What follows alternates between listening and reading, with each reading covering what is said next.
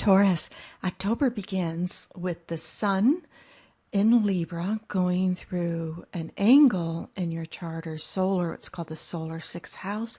And that is the house of health and routine and taking care of the necessary things in life that just need to get done.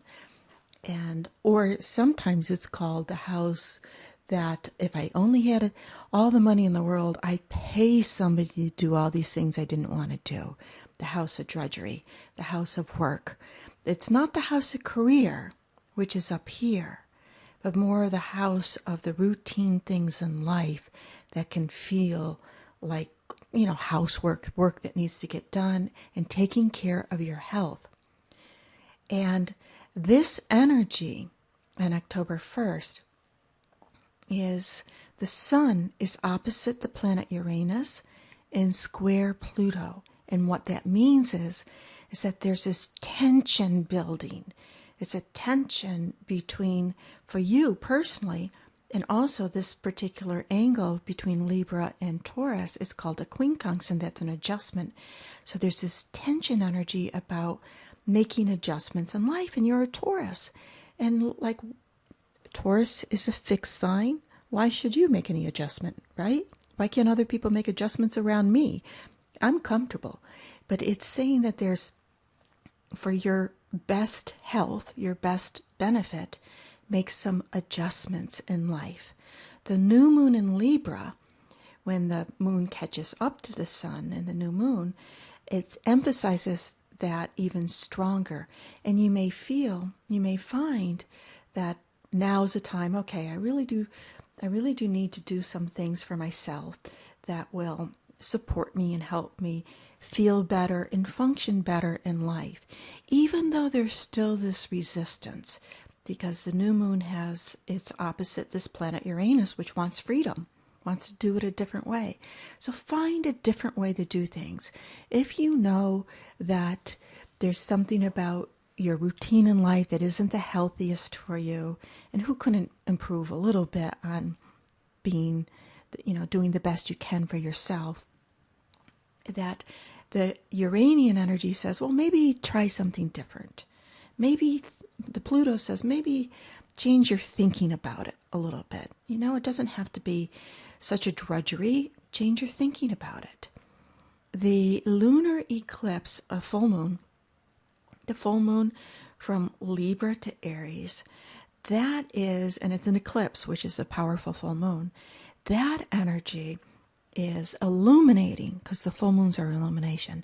It's an illuminating where you could stop yourself or be your own worst enemy, and all these other things that are popping up about what kind of changes are best for me to make, or adjustments can I make. And so there's this illumination. It's like, yeah, maybe I am my own worst enemy. Maybe it isn't the worst thing in the world for me to change my routine up a little bit so I get things out of the way, so I can have more time or more money or more whatever energy to do other things. Maybe it isn't maybe it isn't such a bad thing for me to do, and maybe I'm just making it harder for me to do it. Or the obstacles I see, perhaps the obstacles I see, because Saturn over here is opposite your sign, which does represent, a wall to go around, a confrontation on some level of things not always being so easy. Maybe the obstacle that I see, maybe it isn't, maybe I find a way around it now, and I find how I haven't been seeing the doorway or the route around this wall, the shortcut.